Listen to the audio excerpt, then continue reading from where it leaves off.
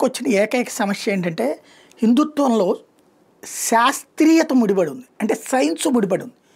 మనల్ని అరే నువ్వు గుడికెళ్ళి పూజ చేసిరా, నిమ్మకాయలు దొక్కిరా అంటే చేస్తారు. అలా కాకుండా నిమ్మకాయని నువ్వు ముందు తొక్కరా అంటే నిమ్మకాయలో ఉన్నటువంటి యాంటీబయాటిక్ని యూజ్ చేసుకుని దొక్కేటటువంటి సిస్టమ్ ఉండేది.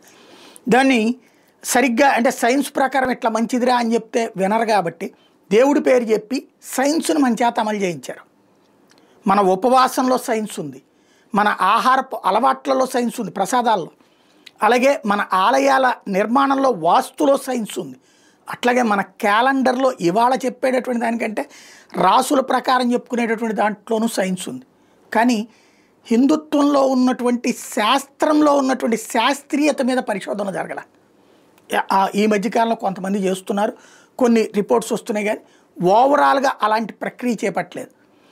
అది సరిగ్గా జరిగి ఉంటే మన చరిత్ర అనేటటువంటిది కొత్త పుస్తకాలు రాయడం కాదు, కొత్త గ్రంథాలు రాయాలి. ఇవాల్టి వర్తమానంలో ఉన్న చరిత్ర చెత్త పుట్టక వెళ్ళిపోతుంది. ఇదంతా ఇప్పుడు ఎందుకు చెప్పాల్సి వస్తుందంటే గ్రహణాలు వీటి గురించి ఇప్పుడు మాట్లాడుతూ ఉంటాం కదా. ఇదిగో ఈ శాసనం ఏదైతే ఉందో ఇది తాజాగా వెలుగులోకి వచ్చినటువంటి ఈ శాసనం గ్రహణాలకు సంబంధించినటువంటి శాసనం. ఏప్రిల్ 21, 627 సంవత్సరంలో రాయబడినటువంటిది. ఇది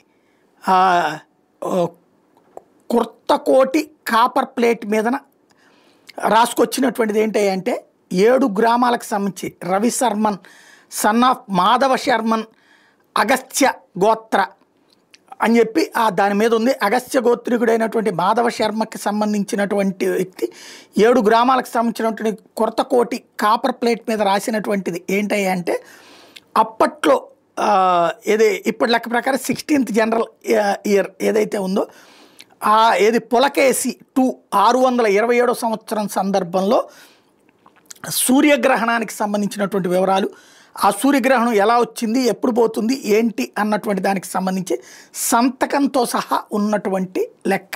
ఆ రోజుల్లోనే సూర్యగ్రహణాన్ని లెక్కలు ఇప్పుడు టెలిస్కోపులు పెట్టి చూసుకునేటటువంటి దాని బదులు ఆ రోజుల్లోనే కనిపెట్టినటువంటి అంశం.